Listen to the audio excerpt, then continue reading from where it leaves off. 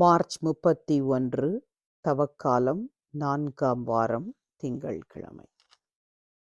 புனித யோவான் எழுதிய நற்செய்தியிலிருந்து வாசகம். அதிகாரம் 4 வசனங்கள் 43 முதல் 54 வரை. இயேசு சமாரியாவிலிருந்து கலிலேயாவுக்கு சென்றார்.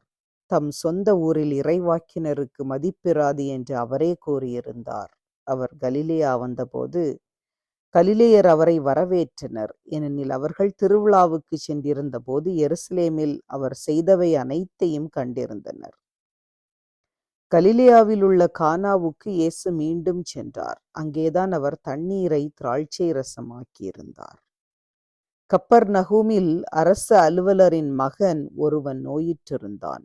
இயேசு யூதேயாவிலிருந்து கலிலேயாவுக்கு வந்திருப்பதாக கேள்விப்பட்ட அரச அலுவலர் அவரிடம் சென்று, சாகும் தருவாயில் இருந்த என் மகனை நலமாக்க வருமாறு வேண்டினார். இயேசு அவரை நோக்கி, அடையாளங்களையும் அருஞ்செயல்களையும் கண்டாலன்றி நீங்கள் நம்பவே மாட்டீர்கள் என்றார். அரசு அலுவலர் இயேசுவிடம், ஐயா, என் மகன் இறக்குமுன் வாரும் என்றார். இயேசு அவரிடம், நீர் புறப்பட்டு போம், மகன் பிழைத்துக் கொள்வான் என்றார். அவரும் இயேசு தம்மிடம் சொன்ன வார்த்தையை நம்பி புறப்பட்டு போனார்.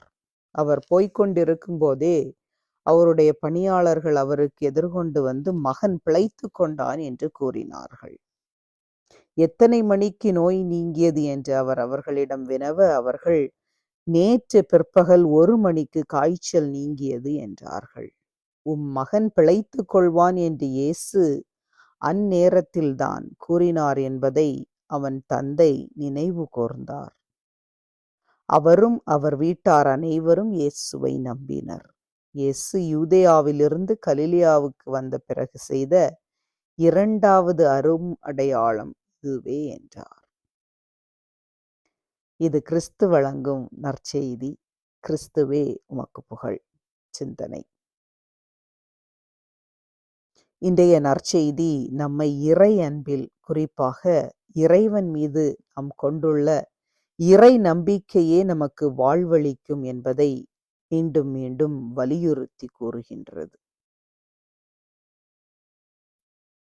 இறை நம்பிக்கை நம் ஒவ்வொருவரிடமும் எப்படி இருக்கின்றது என்பதை சிந்தித்து பார்க்கவே இன்றைய வாசகம் நமக்கு படம் போட்டு காட்டுகின்றது. இறைவனுடைய நம்பிக்கை, இறை நம்பிக்கை, இறைவனை பற்றிய நம்பிக்கை எந்நேரத்திலும் எந்த வடிவிலும் இருக்கலாம். இறைவனே கூட அந்த சோதனைகளை சில நேரங்களில் அனுமதிக்கலாம். ஆனால் என் நிலையிலும் இந்த அரசு அலுவலரை போல நாமும் ஆண்டவரை பற்றி பிடித்தால் நம் வாழ்விலும் அதிசயங்களும் அற்புதங்களும் நடக்கும் என்பது உறுதியே. அரசு அலுவலர் இயேசுவிடம் வந்து தன் மகனை நலமாக்க வருமாறு அழைத்த போது அவர், நீர் புறப்பட்டு போம், மகன் பிழைத்துக் கொள்வான் என்கின்றார். அவர் அந்த வார்த்தையை மட்டும் நம்பி போகின்றார். அவருடைய நம்பிக்கை அங்கே அவருக்கு பிரதிபலனை கொடுக்கின்றது. ஆம், இறைவனின் இயல்புகளுள் ஒன்று வாக்கு மாறாதவர். எனவேதான் காலையில் அவரது பேரன்பையும் இரவில் அவரது வாக்கு பெறலாமையையும் புகழ்வது நல்லது என்று திருப்பாடலில் வாசிக்கின்றோம். ஆம், இறைவன் சொன்ன சொல் தவறாதவர். எனவே நாமும் அவரது வார்த்தையை நம்பி வாழுவோம். இறைவனின் வாக்கே விவிலியம்.